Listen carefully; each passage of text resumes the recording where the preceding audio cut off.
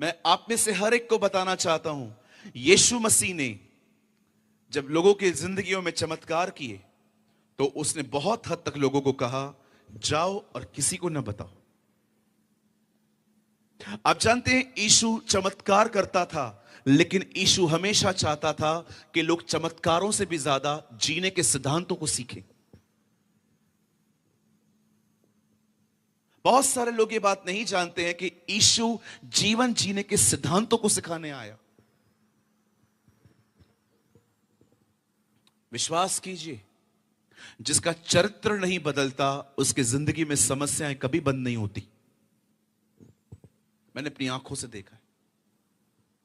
मैंने देखा है जिन लोगों का चरित्र नहीं बदलता उनकी जिंदगियों में तकलीफें खत्म ही नहीं होती। मेरा एक दोस्त है, 7 जगहों पे नौकरी बदल चुका है। वो हर जगह पे एक ही प्रॉब्लम होती है उसको। वो गुस्से में कुछ ऐसा कर लेता है कि उसे जॉब से निकाला जाता है। 2 महीना पहले वो अपने बॉस को तमाचा मार के आया है। उसका बॉस मेरा दोस्त है। बोलता है तो उसको कुछ समझाता क्यों नहीं है?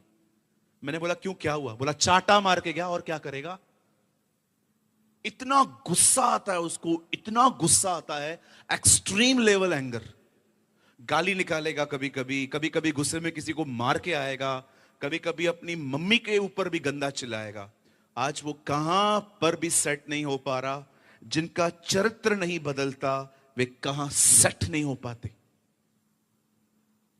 मैं कभी कभी सोचता था यीशु मसीह हमेशा चरित्र की बातें क्यों करता है। धन्य हैं वे जो दीन हैं, धन्य हैं वे जो नम्र हैं, धन्य हैं वे जो दयालु हैं। क्योंकि परमेश्वर जानता था इंसान की सबसे बड़ी प्रॉब्लम गरीबी और बीमारी नहीं, उसका चरित्र है। मैं आप में से भी हर एक को कहना चाहता हूं, ऐसे लोगों को सुनिए इन दिनों में जो चमत्कारों से अधिक जीवन जीने के सिद्धांतों को आपको सिखाएं। बाइबल कैसे पढ़नी है, प्रार्थना कैसे करनी है, उपवास कैसे करना है, बहनों के साथ व्यवहार कैसे करना है, अगर हम किसी से पैसे ले रहे हैं हमें कैसे उसको टाइम पे देना चाहिए। जीवन जीने के सिद्धांतों को सीखना बहुत जरूरी है। लेकिन हमारा प्रॉब्लम यह है, हम इस चीज में कोई इतनी रूट, और इस हॉल में जो ये थोड़ी सी जगह प्रॉफिट के पीछे नहीं है, वही रियल प्रॉफिट है। आज का प्रॉफिट भी प्रॉफिट के पीछे। मैं सबकी बात नहीं कर रहा हूं। कई सारे प्रॉफिट्स, मैं आपको सच कहता हूं, they are very dangerous profits.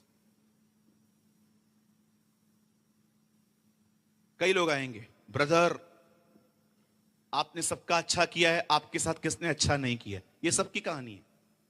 कोई है ऐसा जिसके साथ ऐसा नहीं हुआ है? मैं एक भाई के साथ सेवा कर रहा था,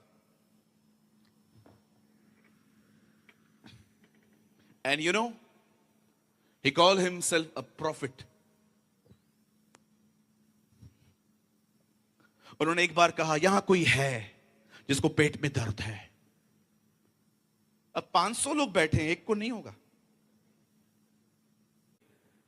इधर कोई है? जी नहीं, वो ऐसे नहीं बोलता था, वो नाम लेता था, जकई नीचे उतर। आपका परमेश्वर आपका नाम लेके बुलाता है। This is your God. वो नाम लेके बुलाता है लोगों को। तो मैं आप में से हर एक को कहना चाहता हूं, उन प्रॉफिट्स के पीछे मत जाइए जो आजकल स्कूटर और कार का नंबर बताते हैं। ये वो दिन थे, बाइबल कहती है पुराने नियम के लोग जो होते थे वो लोगों के दिलों को बताते थे, लेकिन आज स्कूटर नंबर, कार नंबर बताया जाता है। अरे क्या करेंगे जी, वो तो ऑलरेडी पता है हमें। ये सब आजकल टीवी पे चलता रहता है। मैं आप में से हर एक को कहना चाहता हूं, मैं विश्वास करता हूं ये सुन के आप प्रभु के वचन के लिए एक जोरदार ताली बजाएंगे। नहीं, सुन तो लो। जानते हो मेरी बाइबल में क्या लिखा है? मैं जानता हूं जो लोग परमेश्वर से प्रेम करते हैं ना, वो झूम उठेंगे। मेरी बाइबल में लिखा है, भविष्यवाणी से अधिक उसका वचन माना जाए। Oh, this is my Bible says, let the word of the Lord should be followed. प्रभु का वचन भविष्यवाणी से अधिक पालन किया जाए। भविष्यवाणियां फेल हो सकती हैं, पर बाइबल कहती है जमीन टल जाएगी, आसमान टल जाएगा, परंतु उसकी वचन की कोई बात ना चाहता हूं। बहुत जल्द वो हमारे बीच में आने वाला है, और यह बहुत जरूरी है कि कलीसिया अब जीवन जीने के सिद्धांतों को समझे, न केवल चमत्कारों का पीछा करे। आज मैं आने वाले सिर्फ 35 से 40 मिनट मैं एक सिद्धांत प्रचार करना चाहता हूं आपके बीच में। और मैं फिर से कहता हूं, मैं किसी भी प्रोफेसी के खिलाफ नहीं हूं, ना ही मैं किसी भविष्यवक्ता के खिलाफ हूं। प्रभु ने हर एक को मसीह में अपनी अपनी बुलाहट दी है, लेकिन मैं आपको बताना चाहता हूं, हर चीज वहां रखिए जहां उसकी जगह है। हालेलुया। क्या आप सब तैयार हैं प्रभु के वचन के लिए? Come on, yes, no, no, yes. आइए मेरे साथ खोलें, open your Bible with me, मत्ती रचित सुसमाचार। मेरे साथ खोलिए द गॉस्पल ऑफ मैथ्यू। मेरे साथ खोलिए मत्ती रचित सुसमाचार, और हम सब खोलेंगे 27वां अध्याय, चैप्टर 27। और धरती डोल गई और चट्टानें तड़क गई। आमेन। आइए सामने देखिए। आप चाहें तो आप अपनी अपनी बाइबल को ड्रॉप कर सकते हैं अपनी अपनी लैप्स पे, और मैं चाहता हूं आप सब सामने देखें। बाइबल कहती है एक रात यीशु मसीह गिरफ्तार होते हैं। खुदा का पाक कलाम कहता है जिस जगह से वो अरेस्ट हुआ उस जगह का नाम था गत्समनी। जब यीशु गत्समनी से अरेस्ट हुआ और उसे उस रात पकड़ के जब ले गए, वो लगातार उसे मारते रहे। उन्होंने उसे इतना मारा था कि वो अपनी लकड़ी नहीं उठा पा रहा था। आप पढ़ सकते हैं, खुदा के पाक कलाम में लिखा है उसकी क्रूस को उठाने के लिए एक व्यक्ति आया था जिसका नाम था शिमोन कुरेनी, इन इंग्लिश साइमन कुरेनी। जब यीशु उस लकड़ी को उठा रहे थे तो परमेश्वर का वचन कहता है उसे वो मारते मारते एक ऐसी जगह पे ले गए जहां पर, जिस जगह का नाम था खोपड़ी। और लास्ट में बाइबल कहती है कि यीशु ने परमेश्वर को पुकारना वहां पर शुरू किया, एली एली लमा शबक्तनी। खुदा के पाक कलाम में लिखा है जैसे यीशु ने अपना जीवन दिया, जैसे यीशु ने अपने प्राण छोड़ दिए, इस अर्थ पे, इस पृथ्वी पर उसके मरने के बाद जो पहला काम हुआ वो है एक मंदिर का पर्दा फटा।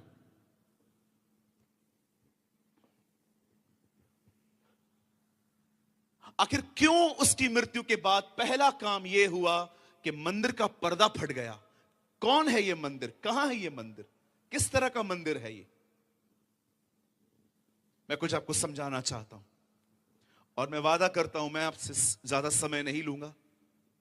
ये एक शॉर्ट मैसेज है, लेकिन परमेश्वर ने मुझे आज आपको देने के लिए कहा है, क्योंकि मैं जानता हूं आप में से यहां पर बहुत से लोग हैं जो परमेश्वर के लिए भूखे और प्यासे हैं। मैं जानता हूं जैसे बाइबल कहती है जैसे हिरनी पानी के लिए हाफती है, वैसे ही मेरा मन तेरे लिए हाफता है। मैं विश्वास करता हूं आप में से कुछ लोग यहां पर ऐसे हैं जो उसके लिए जीना और मरना जानते हैं। You know the Bible says, खुदा का पाक कलाम कहता है कि जब परमेश्वर ने, प्रभु यीशु मसीह ने अपना जीवन क्रूस पे दिया, उसके बाद लिखा है एक मंदिर था वहां पर जिसका पर्दा फट गया। और बाइबल ये भी कहती है ये जो पर्दा है ये ऊपर से नीचे तक फटा है। बाइबल ये नहीं कहती है नीचे से ऊपर तक गया है। अगर आप मुझे कोई पर्दा फाड़ने के लिए कहे तो विश्वास कीजिए मैं उसको नीचे से ही फाड़ सकता हूं, मैं ऊपर से नहीं फाड़ सकता। लेकिन ये एवरीथिंग अ यूनिवर्स, परमेश्वर ने सब कुछ बनाया। जब परमेश्वर ने सब कुछ बनाया, परमेश्वर ने उसके बाद अपने बेटे, अगर लूका की किताब 3 अध्याय उसका आखिरी वचन पढ़ेंगे तो वहां पर लिखा है आदम परमेश्वर का पुत्र था। खुदा ने अपना बेटा बनाया। एडम, याद रखो, आदम को खुदा ने अपना बेटा कहा है। वंशावली अगर आप पढ़ेंगे तो वहां लास्ट में लिखा है Adam was the son of God. जब परमेश्वर ने आदम को बनाया, बाइबल कहती है परमेश्वर ने आदम को एक जगह पे रखो, स्वर्ग से नीचे आता था मिलने के लिए। अगर आपको यह बात नहीं पता है कि अदन की वाटिका कहां थी, तो मैं आपको उसकी लोकेशन भी बता देता हूं। हिस्टोरिकल बुक्स बताते हैं अदन की वाटिका मिडिल ईस्ट में थी, एक ऐसी जगह जिसका नाम है आज Iraq. It's very near to Baghdad. परमेश्वर ने अदन की वाटिका मिडिल ईस्ट में लगाई थी और रोज परमेश्वर स्वर्ग से नीचे उतरते थे, आदम से मिलते थे और फिर चले जाते थे, फिर शाम को आते थे, फिर मिलते थे, चले जाते थे। परमेश्वर रोज आदम से मुलाकातें करता था। लेकिन एक दिन कुछ ऐसा हुआ कि जब परमेश्वर नीचे उतरा, तब परमेश्वर को अदन की वाटिका में कोई नहीं मिला। नोबडी, सब खाली था। और पहली बार परमेश्वर को चिल्लाना पड़ा, आदम, आदम, तू कहां है? हम क्यों पुकारते हैं किसी को? हम क्यों चिल्लाते हैं? क्योंकि कोई दूर है। परमेश्वर ने पुकारा, आदम तू कहां है?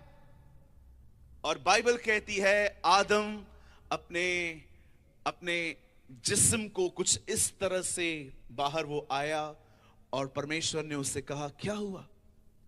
क्या तूने वो फल खाया? उसने कहा, नहीं खुदा, जो पत्नी आपने दी थी, मैंने मांगी नहीं थी, आपने दी थी, उसने मुझे फल खिलाया। फिर परमेश्वर ने हवा को बुलाया, आपने ऐसा किया? मुझे सांप ने कहा। अब सांप के पास तो कोई है ही नहीं जिसके ऊपर ब्लेम शिफ्ट करे, नहीं तो वो भी करता। ये सब एक दूसरे पे ब्लेम शिफ्ट करने लग गए और अंत में जब परमेश्वर ने देखा कोई अपना गुनाह नहीं मान रहा है, तब परमेश्वर ने मनुष्य को अदन की वाटिका में से निकाला। मैं आप में से हर एक को बताना चाहता हूं, यहां देखिए, आदम पाप की वजह से अदन की वाटिका से बाहर नहीं निकला। आदम बाहर निकला ईमानदार न होने के कारण। कहिए, परमेश्वर चाहता है मैं ईमानदार बनूं। हां, जोर से बोलो, प्रभु चाहते हैं मैं ऑनेस्ट बनूं। हां, ऑनेस्ट बनना, बोलो ऑनेस्ट बनना। मैं 2 मिनट इसके लिए बात करना चाहता हूं। आप जानते हो आजकल बहुत सारे लोग हैं जो डिसऑनेस्ट हैं। कहिए डिसऑनेस्ट। हाँ, जोर से बोलो, इतने लोग हो, बोलो डिसऑनेस्ट। हाँ, जोर से बोलो डिसऑनेस्ट। हाँ, इसको हिंदी वर्ड है बेईमान। अभी समझ में आया। हमारे बॉम्बे में एक कहावत है, सुन लीजिए, बहुत काम की है ये कहावत। बेईमान से बेईमान सेठ भी मुनीम ईमानदार चाहता है। सबको चीट करेगा, लेकिन जो उसके अकाउंट संभालता है वो ईमानदार होना चाहिए। ही will be the honest person. हमारे कलीसिया में एक बच्चा है, मैंने उसको, इसकी मां ने मुझे कहा, भैया से प्रार्थना करवाओ, ये बहुत गुस्सा करता है। तो होता, ओ मैं आपको बताना चाहता हूं, वे ईमानदार थे, वे अपने पाप को मानते थे। बोतल लेके उसके पैरों पे तोड़ देते थे ये लोग कि हम इस व्यापार को बंद कर रहे हैं। और मैं आपको कहना चाहता हूं, अगर आप एक ईमानदार हैं, परमेश्वर आपका आदर करेगा। God will honor you. He honor the honest people. कभी आपने सोचा, कभी आपने सोचा, क्या आप जानते हैं भाइयों बहनों, एक दिन हम स्वर्ग जाएंगे? कितने लोगों को यह विश्वास है हम जाएंगे? बहुत लोगों नहीं है। बोलो बाजू वाले को, क्या प्रॉब्लम है भाई? बोलो हम जाएंगे, जोर से बोलो हम जाएंगे। हाँ, अब ये काम करेंगे, सुनो सोनगढ़ के भाइयों बहनों, जब हम लोग उधर जाएंगे ना, तो हम लोग मिलके एक पलटन बना के ऊपर उस चोर से मिलेंगे जिसको यीशु मसीह सबसे पहले लेकर गए। उससे पूछेंगे हम, पहली पहली बात हम उससे ये पूछेंगे कि तूने बाइबल कितनी बार पढ़ा था? पता उसका उत्तर क्या होगा? पता ही नहीं है बाइबल होता क्या है। नहीं बनना, इससे ऐसे बनूंगा। हाँ बिल्कुल, जितनों को नहीं बनना, इससे ऐसे बनूंगा। हाँ बिल्कुल, जितनों को पैसे लिए हैं सबको लौटाओ आज जाके। आपने देखा जक्कई ने क्या किया? जब उसे घोषणा की मैं सबको लौटा दूंगा, तब प्रभु ने कहा आज इस घर में उद्धार आया है। Oh he will be saved. Hallelujah, बोलो यीशु मसीह की। आप जानते हो जब परमेश्वर अदन की वाटिका में आता है सब गायब थे, ना आदम ना हवा। और जब प्रभु उनसे मिलते हैं, पूछते हैं क्या किया भाई आपने? ओ प्रभु हमने तो कुछ भी नहीं किया, जो करवाया इन लोगों ने करवाया। ओ गॉड हेट डिसऑनेस्ट नेचर। और जब परमेश्वर ने जब ये देखा कि ये डिसऑनेस्ट है, तब परमेश्वर ने उन्हें अपनी उपस्थिति से निकाल दिया। अब बड़े ध्यान से सुनिए, मैसेज अब स्टार्ट हो रहा है। परमेश्वर आदम से रोज मिलने अर्थ पे आता था, लेकिन अब इंसान पाप कर चुका है। Now he is not in the presence of God. अब वो खुदा के साथ नहीं है। और परमेश्वर एक दिन फिर से मनुष्य से मिलने की योजना बनाता है। ओ वो फिर से, बाइबल कहती है वो योजना बनाता है कि मैं उनसे मिलूंगा। और परमेश्वर इस बार पकड़ता है अब्राहम को। और जब परमेश्वर अब्राहम से बात करता है तो परमेश्वर अब्राहम को बताता है तेरे द्वारा बहुत सारी जातियां आएंगी। और उसी जाति में से, बाइबल कहती है उसी के वंश में से एक व्यक्ति आता है जिसका नाम था मूसा। और परमेश्वर मूसा को कहता है एक काम कर, एक मंदिर बना। उस मंदिर के 3 खंड बना, बाहरी आंगन, पवित्र स्थान, महापवित्र स्थान। बाहरी आंगन में प्रजा बैठती थी, बीच वाले आंगन में याजक बैठते थे, और महापवित्र स्थान में महायाजक साल में एक बार जाता था और वहां पर परमेश्वर रहता था। लेकिन मैं आपको बताना चाहता हूं, उस जगह पे जाने से पहले वहां एक कर्टन था, वहां पर एक पर्दा था। कोई भी ऐसे यहां वहां नहीं जा सकता था। आप जानते हैं अदन की वाटिका में परमेश्वर और मनुष्य के बीच में कोई कर्टन नहीं था। लेकिन पाप हो जाने के बाद मैं आप में से हर एक को बताना चाहता हूं, खुदा और उसके लोगों के बीच में एक कर्टन आ गया। ये पाप की वजह से हुआ, क्योंकि परमेश्वर पवित्र है, हम पापी हैं। वो ज्योति है, हम अंधेरे में जिंदगी जीते हैं। हमारा कोई मेल मिलाप नहीं था, और वो और हम अलग हो गए, डिविजन्स आ गए। और परमेश्वर मनुष्य से अब पर्दे के भीतर मिलता था। अब जानते हो मूसा के तंबू को हिंदी में क्या कहा जाता है? मिलाप वाला तंबू। इसका नाम मिलाप वाला क्यों रखा गया? क्योंकि परमेश्वर लोगों से मिलना चाहता था, इसीलिए इसका नाम रखा गया मिलाप वाला तंबू। कि जो कोई खुदा से मिलना चाहता है वो इस मंदिर में आए। के अंदर बुलाया है।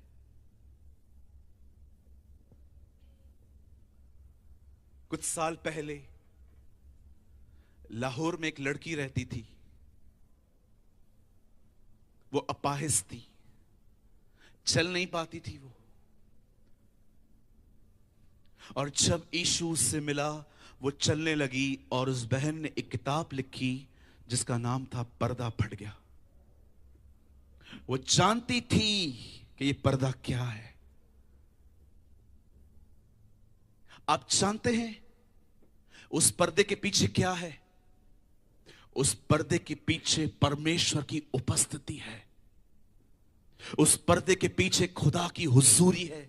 और परमेश्वर ने आप में से हर एक के लिए अपने पुत्र को बलिदान किया, ताकि आप और मैं उस मंदिर के अंदर आ सकें, उसकी उपस्थिति में जीवन जी सकें। मुझे माफ करिएगा अगर आप में से किसी को इस बात से ठेस लगे, लेकिन यह बात सच है। हम में से यहां पर बहुत सारे लोग हो सकते हैं जिन्होंने यीशु पर विश्वास किया, बपतिस्मा भी ले लिया, और माफी पाके हम वापस दुनिया में चले गए और अपनी जिंदगी जी रहे हैं, पिक्चरों पे जा रहे हैं, टीवी देख रहे हैं, सारा दिन घूमते फिरते हैं, मैं आप में से हर एक को कहना चाहता हूं, मेरे भाइयों, मेरी बहनों, यीशु मसीह सिर्फ आपके लिए इसलिए नहीं मरा कि आप गुनाहों की माफी करके वापस दुनिया में चले जाएं। ये शायद होते ही ऐसे हैं, वे ऐसा करते हैं क्योंकि वे मूडी हैं, लेकिन मैं आपको बताना चाहता हूं, एक है जिसने आपको अपने करीब लाने के। उन लोगों से उम्मीद करते हो, मुझे प्यार करो, मुझे इज्जत दो, साइड करो उसको।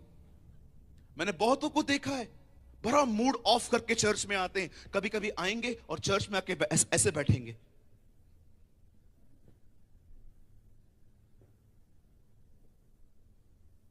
और कोई उनको बाजू में आके कहे प्रेज द लॉर्ड, पूछो बाजू वाले को, तू बार बार मुंह सुझा के क्यों आता है चर्च में?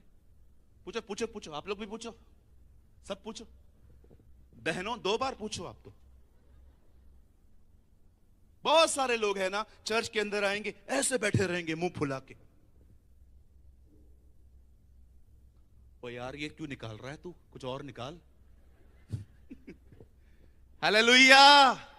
बहुत लोग चर्च में देखो, क्या हुआ? अरे क्या होगा, वही रोज झगड़ा करती है। ठीक है, झगड़े होते रहते हैं, अरे होते रहते, हमारे तो बंद ही नहीं होते। आज क्या हुआ? अरे कुछ नहीं, बोला खाली ऑमलेट बना के दे, मैगी बना के लेकर आई। अभी छोड़ना छोड़ना। कई सारी बहनें जैसे चर्च के अंदर आएंगी, ओह ओह, यू नो, जैसे वो चर्च के अंदर आएंगी, वो आएंगी, ओ स्तुति स्तुति स्तुति स्तुति स्तुति स्तुति स्तुति। प्रभु ऊपर से बोलता है स्तुति बोल मत, कर कर कर कर कर। और जैसे कोई आराधना करेगी बहन और पीछे से धक्का थोड़ा सा, हालेलुया, अरे वो प्यार करता है, उसके पास जाओ। ये आपके बाजू में जो बैठा है ना, ये मूडी है, बोलो मूडी। कितने लोग मेरी बात समझ पा रहे हैं? देखो बाजू वाले को, देखो ये मूडी है, मूडी। कितने लोग मूडी का मतलब समझते हैं? खुश रहेगा आपको खुश रखेगा, दुखी रहेगा आपको धोएगा। क्यों लोगों के पीछे जाते हो? मैं हमेशा कहता हूं, कोई प्यार करता है ले लो, कोई इज्जत देता है ले लो, लेकिन किसी के सामने जोली मत फैलाओ। मुझे प्यार करो, मुझे इज्जत दो। आजकल प्यार पाने के भी नए नए इशारे, पता नहीं कुछ लोग ऐसे करते रहते हैं। ये क्या केकड़ा है, क्या है, व्हाट इज दिस? ऐसा बनाते हैं। हाँ, क्या क्या ये क्या है? ये हार्ट है, अच्छा। एक कवाली ने एक बहुत अच्छी कवाली गाई, एक कवाल ने, कभी आपने सुनी है? तुम दिल न देना उसे जो दिल को बर्बाद करे, तुम दिल देना उसे जो उसे आबाद करे। मसीह के ख्यालों में हरदम दिल है दीवाना मेरा, किसी को खबर भी नहीं तू ही सहारा मेरा। यू नो, मैं आप में से हर एक को कहना चाहता हूं, इतना छोटा सा दिल है, सही व्यक्ति को दो ना। फिर बहनें बोलती हैं बाबू छोड़ के चला गया। हाँ बिल्कुल, मैंने देखा है बहुत सारी बहनों को, मेरा बाबू मुझे छोड़ के चला गया, पता नहीं बाबू ने खाना खाया होगा कि नहीं खाया होगा। तुम्हारा ये बाबू मार के इंसान खा जाए, इतना डेंजर बाबू है तुम्हारा। और ये लोग भी कई बार, मेरी सोना मुझे छोड़ के चली गई, वो सोना नहीं है, जादू टोना है। दूर भागो, बोलो बाजू को दूर भाग। अरे जो प्यार करता है उसके पास जाते नहीं हो और लोगों के पास पड़े रहे। ब्रदर मुझे प्यार नहीं करता, मेरे सामने जब ऐसे लोग आते हैं मैं उनसे एक बात पूछता हूं, क्या तुम यीशु को नहीं जानते? क्या तुम अपने परमेश्वर को नहीं पहचानते? तुम्हारे परमेश्वर का नाम भविष्यवाणी नहीं है, वो भविष्यवाणियां करवाता है। तुम्हारे परमेश्वर का नाम अन्य भाषा नहीं है, वो अन्य भाषा कर देता है। लेकिन मैं बताना चाहता हूं, तुम्हारे परमेश्वर का एक नाम है, तुम्हारा परमेश्वर प्रेम है। Your God is love. और अगर आप में से किसी को यह देखना है कि उसका प्रेम कहां है, मैं आपको बताना चाहता हूं, 2024 साल पहले उसने अपना पुत्र हमारे लिए भेजा, वो हमारे लिए मारा गया, हमारे लिए गाड़ा गया, हमारे लिए जी उठा। अगर आप में से कोई भी ऐसा है जिसको ऐसा लगता है कोई मुझसे प्यार नहीं करता, तो मैं आपको कहना चाहता हूं, उस सलीब की तरफ देखिए, आपके लिए कौन मरा है। He loves you।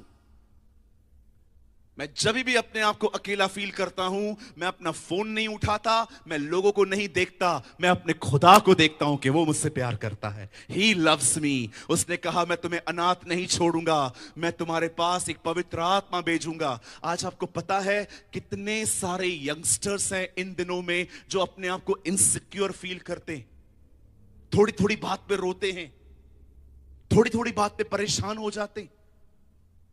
क्यों हो रहे हो? क्योंकि आप अंदर से इनसिक्योर हो। अगर आप में से आज भी कोई ऐसा है जो लोगों से प्यार न पाने पे निराश हो जाता है, मैं आपको बताना चाहता हूं आपकी हालत ऐसी क्यों है, क्योंकि आप उस पर्दे के अंदर नहीं गए हो। मैं आप में से हर एक को कहना चाहता हूं, उस कर्टन में जाना आपके लिए जरूरी है। यीशु मसीह ने वो पर्दा फाड़ा है ताकि हर व्यक्ति वहां पर आए। और आप पूछ सकते हो, सूरज भाई ऐसा क्यों बोल रहे हो आप बार बार, उस कर्टन के अंदर जाना जरूरी है। Now let me explain to you. मैं आपको बताना चाहता हूं ऐसा क्यों। यहां देखिए, मैंने जब बाइबल को पढ़ा, मुझे एक चीज बड़ी विचित्र लगी। क्या आपने उत्पत्ति 1 अध्याय में देखा प्रभु ने दुनिया कैसे बनाई है? रोशनी पहले दिन पे आई है, सूरज चौथे दिन पे आया है। जब परमेश्वर इस सृष्टि को बना रहा है, रोशनी पहले आई है, सूरज बाद में आया है। आज भी आप देखो, अब जब सुबह उठोगे सूरज बाद में आता है, रोशनी पहले आती है। परमेश्वर ने जब इस दुनिया को बनाया, पहले दिन पे उसने रोशनी बनाई। उसके बाद परमेश्वर ने एक पानी को 2 भाग से अलग किया। एक पानी को उससे ऊपर डाल दिया, एक पानी को उसने नीचे रखा, और जो नीचे पड़ा था उसे साइड में लगा के उसे समुद्र कहा। ओ, अब कुछ विचित्र होगा। अब परमेश्वर ने पता है क्या किया? अब परमेश्वर को पेड़ पौधे बनाने थे। मैं आपको बताना चाहता हूं, उसे जमीन की तरफ देख के ये नहीं कहा कि पेड़ पौधों बन जाओ। आप पढ़ के देखो, वहां लिखा है पृथ्वी पर से सारे पेड़ पौधे निकल आए। जब परमेश्वर को पेड़ और पौधे बनाने थे, तब परमेश्वर ने यह नहीं कहा पेड़ पौधे बन जाएं, उससे जमीन से कहा तुझ में से पेड़ पौधे उत्पन्न हो, और लिखा है पेड़ पौधे हो गए। अब मुझे बताइए, अगर जमीन से वो पैदा हुए हैं तो उनकी जड़ कौन है? जमीन। वो जमीन से निकले हैं, जमीन उसकी जड़ है। आप किसी भी पेड़ को जमीन से अलग करके देखो, वो सूख जाता है। क्यों? क्योंकि वो अपनी जड़ से अलग हुआ है। बाय द वे, अगर आप में से कुछ लोग ये बात नहीं जानते तो बताना चाहता हूं, इस दुनिया में जिन भी प्राणियों में जीवन है, उन सब में आंखें हैं। हम में जीवन है, आंखें हैं। जानवरों में जीवन है, आंखें हैं। पर पेड़ एक ऐसी चीज है जिसमें जीवन है पर आंखें नहीं है। बताइए क्यों? क्योंकि पेड़ों को कहां पर भी ट्रेवल नहीं करना है, वो वहीं खड़े रहते हैं। जब परमेश्वर पेड़ों को बनाता है तो उनको इस तरह बनाता है। अब आइए, परमेश्वर एक और चीज बनाता है, यह भी विचित्र है। जब परमेश्वर ने मछलियों को बनाया, खुदा ने यह नहीं कहा हे मछलियों बन जाओ, उसे पानी को कहा पानी में से सारी मछलियां उत्पन्न हो। एक बार फिर से परमेश्वर ने पानी से बात की, इससे पहले उसे जमीन से बात की, और सारी मछलियां पानी में से पानी में बन गई। अब मुझे बताइए, उनकी जड़ कौन है? हाँ, पानी। पेड़ की जड़ कौन है? जमीन। आप एक मछली को पानी में से निकाल के देखो, उसको उसकी जड़ से अलग करके देखो, वो उसी समय तड़प तड़प के मर जाती है। परमेश्वर ने इस सृष्टि को इस तरह बनाया है। ये सब होने के बाद अब परमेश्वर ने कहा अब उसे इंसान बनाना है। आपको पता है उसने क्या किया?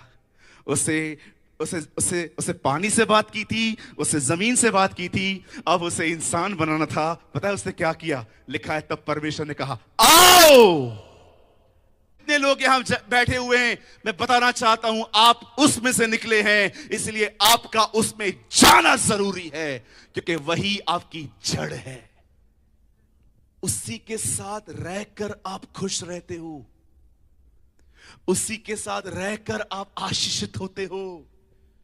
यीशु ने खून बहाया, उसके बाद पहली चीज ये क्यों हुई? क्योंकि इंसान की रहने की जगह ही परमेश्वर है।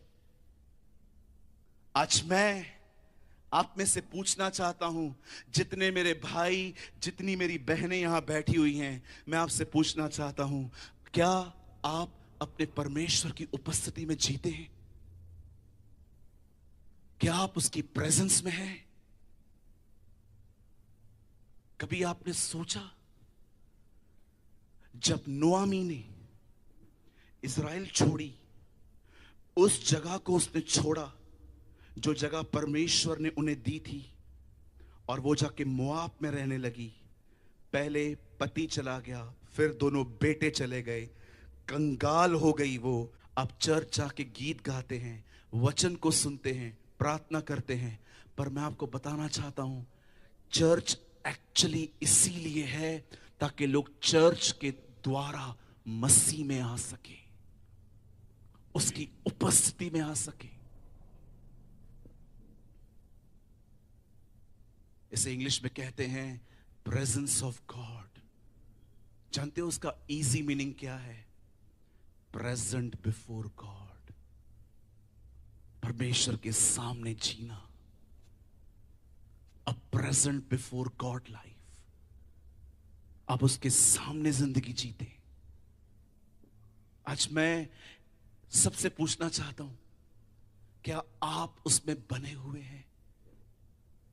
मैं दाखलता हूं, तुम डालियां हो, जो डाली मुझ में बनी रहती है वो फल लाती है। वो आपकी जड़ है, आप उसमें से निकले हैं। बाइबल कहती है आप उसकी समानता में हैं, आप उसके स्वरूप में हैं। आप जानते हैं, मैं ये बोल के खत्म करूंगा, मुझे बहुत दुख होता है जब मैं लोगों को देखता हूं कि परमेश्वर होने के बाद भी वे डिप्रेस लाइफ जीते हैं। You know it's painful. मैं जब लोगों से मिलता हूं और मैं उनकी जिंदगियों को देखता हूं कि वो रो रहे हैं, परेशान हैं, मैं कभी कभी सोचता हूं, प्रभु इनको पता नहीं है कि आप इनके पिता हैं? क्या इन्हें पता नहीं है कि आप इनसे प्यार करते?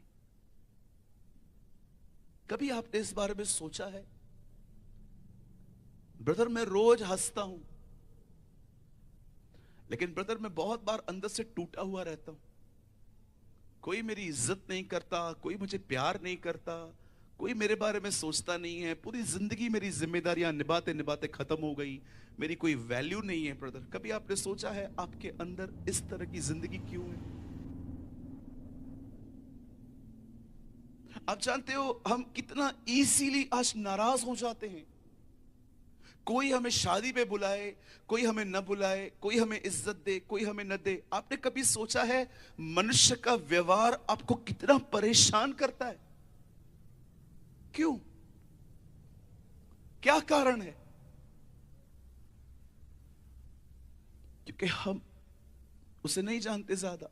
हम चर्च आते हैं, हम हर संडे चर्च आते, हम प्रेयर करते हैं, हम बाइबल भी पढ़ते हैं, लेकिन फिर भी हम उसे नहीं जानते। अगर हम उसे जानते तो हमारी जिंदगी ऐसी नहीं होती आज। अंकल दिनकरण पूरी जिंदगी उसके सामने घुटनों पे बैठे रहे। मैं आपको मजाक नहीं कर रहा हूं, अंकल दिनकरण कई कई दिन अपने घुटनों पर उसके सामने बैठे रहते थे। रेनाल्ड बोंकी अपने कमरे से कई कई दिन बाहर नहीं आते थे। कभी आपने सोचा मूसा और यहोशू परमेश्वर के तंबू में जाते थे, मूसा बाहर निकल के आता था पर यहोशू बाहर नहीं आता था। क्यों? क्योंकि यहोशू को पसंद था अपने पिता के साथ रहना। मैं आपको सच कहता हूं, जाइए उस पर्दे के अंदर, अपने परमेश्वर से मिलिए। बाइबल नहीं कहती मेरे लोग ज्ञान की कमी के कारण नाश होते हैं। आराम से पढ़ के देखिए, वहां पर लिखा है मेरे लोग मेरा ज्ञान न रखने के कारण, मुझे न जानने के कारण नाश होते हैं।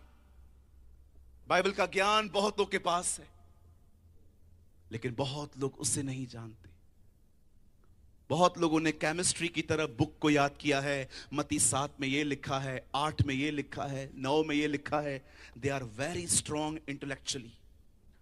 अमेरिका के न्यूयॉर्क में एक आदमी ने 5 घंटे बाइबल प्रचार की, और जब वो नीचे उतरा तो लोग उससे, यहां से जाने के बाद अपने घर जाइए, दरवाजा बंद करिए और अपने परमेश्वर से बात करना शुरू करिए।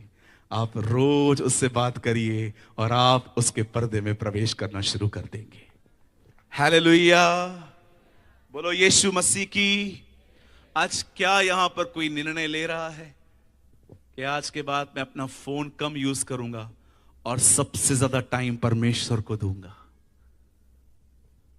एक भी नहीं।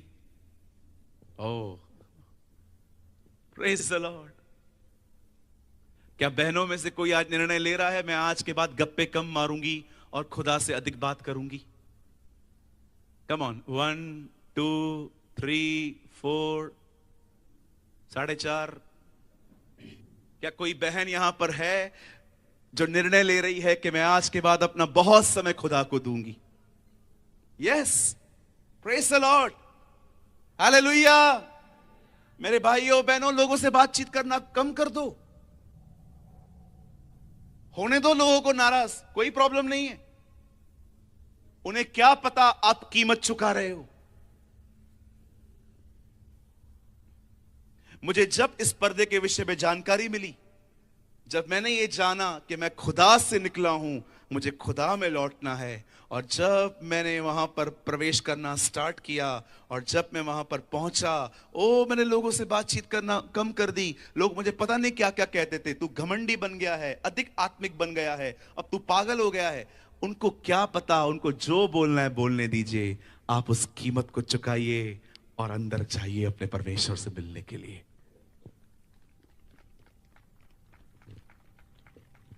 आज यस्टरडे नाइट हमने उन लोगों को अल्टर दिया था जो लोग डिप्रेशन में थे। आज मैं उन लोगों को कॉल दूंगा जो आने वाले दिनों में उस मंदिर में अंदर प्रवेश करना चाहते हैं। आइए अपने स्थानों पे खड़े हो जाइए। मैं चाहता हूं आराधना करने वाली मंडली जल्दी से ऊपर चली आई।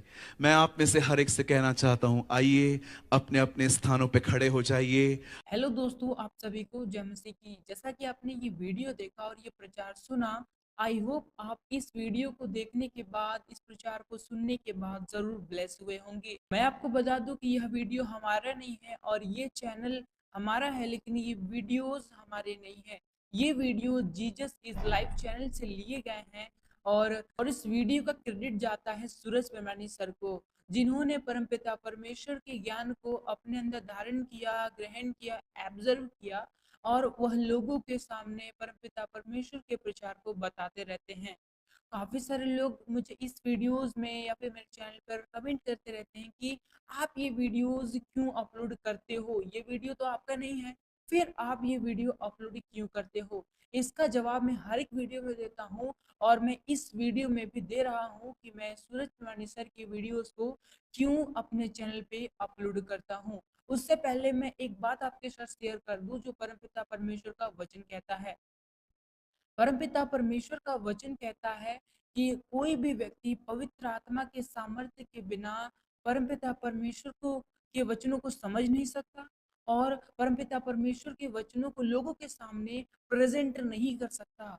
और इसी में आपका जवाब है। आपका ये जो प्रश्न है कि आप सूरज परमेश्वर की वीडियोस को अपने चैनल पे क्यों अपलोड करते हो, उसका जवाब आपको इसी वचन में मिल जाएगा जो मैंने अभी कहा कि परमपिता परमेश्वर के सामर्थ्य के बगैर परमपिता परमेश्वर का प्रचार बिल्कुल नहीं हो सकता।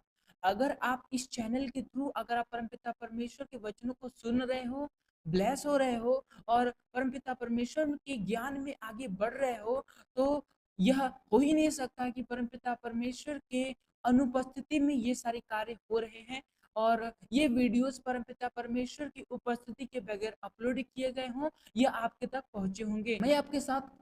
मैं आपसे केवल इतना ही कहना चाहता हूँ कि जब आप इस वीडियो को देख रहे हो, ब्लेस हो रहे हो, तो इसका मतलब ये है कि परमपिता परमेश्वर की उपस्थिति है, पवित्र आत्मा की उपस्थिति है, तभी आप इस चैनल के थ्रू जो वीडियोस आपको मिल रहे हैं, आप उनसे ब्लेस हो रहे हो। सेकेंड पॉइंट हम आपके साथ ये शेयर करने वाले हैं कि जैसा परमपिता परमेश्वर ने हमें यह आदेश किया है कि जाओ और मेरे ज्ञान को मन फिराव के संदेश को लोगों तक पहुंचाओ और यह तभी पूरा होगा जब हम लोगों तक परमपिता परमेश्वर के वचन को पहुंचाते हैं। जैसा कि हम जानते हैं कि नए नियम में लिखित पूरी की पूरी घटनाएं यीशु मसीह ने बताई, बहुत सारे दृष्टांतें परमपिता परमेश्वर ने बताई। तो हम देखते हैं कि एक बार तो यीशु मसीह ने बता दिया, लेकिन लोग उसे बार बार रिपीट क्यों करते हैं? लोग उसे बार बार रिपीट क्यों करते हैं? यहाँ पे सूरज प्रणाली सर भी बताते हैं और अन्य पास्टर्स भी उन दृष्टांतों को बार बार बताते रहते हैं। क्यों बताते हैं? अगर एक बार यीशु मसीह ने बता दिया तो दूसरी बार किसी और को बताने की क्या जरूरत है? तो ये भी आपके मन में आना चाहिए कि जब सूरज प्रमाणी सर ने वीडियोस बनाए, प्रचार आपको आपके साथ शेयर कर दिया और आपको दोबारा ये वीडियोस आपको इस चैनल पे मिल रही हैं, तो आप ये सवाल कर रहे हो कि ये सूरज प्रमाणी सर की वीडियोस आप अपने चैनल पे अपलोड क्यों करते हो? वैसे ही जब यीशु मसीह ने परमपिता परमेश्वर के ज्ञान से कई सारे दृष्टांत हम तक पहुंचाए और हम उसे बाइबल में देखते हैं, तो ये पास्टर्स क्यों उन दृष्टांतों को दोबारा हमें बताते हैं? क्योंकि हम उन दृष्टांतों को बार-बार सुने और समझे और जितनों ने नहीं सुना है, जितने नए नए लोगों ने नहीं सुना है, वह इसे सुने और ब्लेस हो। वैसे ही इस चैनल पे भी मान लीजिए आपने ये वीडियोस देखे हैं, सूरज प्रमाणी सर को आप जानते हो, लेकिन अगर 100 में से 10 लोग अगर सूरज प्रमाणी सर को भी नहीं जानते, लेकिन फिर भी परमपिता परमेश्वर के ज्ञान के लिए उन्होंने इस वीडियो पे क्लिक किया, देखा और ज्ञान पाया, तो क्या ये गलत है? मैं आपसे पूछना चाहता हूँ क्या ये गलत है? आप तो बहुत ईज़िली कमेंट कर देते हो कि आप दूसरे की वीडियोज़ कॉपी करते हो, ये करते हो, वो करते हो। लेकिन क्या आपने सोचा है कि आप देख रहे हो, आप जानते हो कि हाँ, ये किसकी वीडियो है। लेकिन जो नहीं जानता है, वो इस वीडियो को देख रहा है, आशीषित हो रहा है, ज्ञान मिल रहा है उसे, तो उसमें कौन-सी बड़ी गलत बात है? मतलब गलत बात कैसे हुई? जब हम यीशु मसीह के वचनों को बार-बार सुन सकते हैं, तो हम सूरज प्रमाणी सर के द्वारा बताए गए उन वचनों को दोबारा क्यों नहीं सुन सकते? आप दोबारा सुन रहे हो सकता है कोई और दोबारा नहीं फर्स्ट टाइम सुन रहा हो, तो आप ऐसे कमेंट करते हो, कॉपी कर दिया, ये कर दिया, तो फिर इसमें आप क्या इफ़ेक्ट देना चाहते हो? आप क्या बताना चाहते हो? तो आज का मेरा कहने का मतलब इतना ही है कि ये जो वीडियो है सूरज प्रमाणी सर की है, लेकिन वचन उनका नहीं है। वचन परमपिता परमेश्वर का है, यीशु मसीह का है, पवित्र आत्मा के द्वारा कही जाती हैं और ये जो पुस्तकें हैं, मत्ती है, मरकुस है, यूहन्ना है, ज़रूर लिखा तो मत्ती और यूहन्ना नहीं है, मरकुस नहीं है, इन लोगों ने लिखा है। लेकिन लिखवाया किसने है? परमपिता परमेश्वर ने। वैसे ही लोग परमपिता परमेश्वर को बताते तो ज़रूर हैं, लेकिन बताने वाला परमेश्वर है, पवित्र आत्मा है, जिसके सामर्थ्य से हर एक व्यक्ति बताता है। तो हम ये नहीं कह सकते कि ये वीडियो इसका है, ये वीडियो उसका है। ये सारी वीडियो पवित्र आत्मा की है क्योंकि जो शब्द हैं पवित्र आत्मा के हैं। आई होप आपने इस वीडियो को देखा, समझा, जाना और आपने काफ़ी सारी चीज़ें सीखी होंगी। तो आज की वीडियो को हम यहीं तक रखते हैं। आई होप आपने समझा होगा। मिलते हैं नेक्स्ट वीडियो में। आप हमारे चैनल पे जाकर काफ़ी सारी वीडियोज़ देख सकते हो और ज्ञान ले सकते हो। जैसा कि आपके साथ भी मैंने शेयर किया कि आप काफ़ी सारी वीडियोज़ देखो और उनसे ज्ञान लो। आपको इससे मतलब नहीं होना चाहिए कि वीडियो किसकी है, कहाँ देखने को मिल रही है। बस इससे मतलब होना चाहिए वचन किसका है, परमपिता परमेश्वर का वचन है, उसे समझो, उसे जानो और उसे ग्रहण करो, एक्सेप्ट करो। आज की वीडियो में यहीं तक रखते हैं। मिलते हैं नेक्स्ट वीडियो में। आप सभी को जय मसीह की।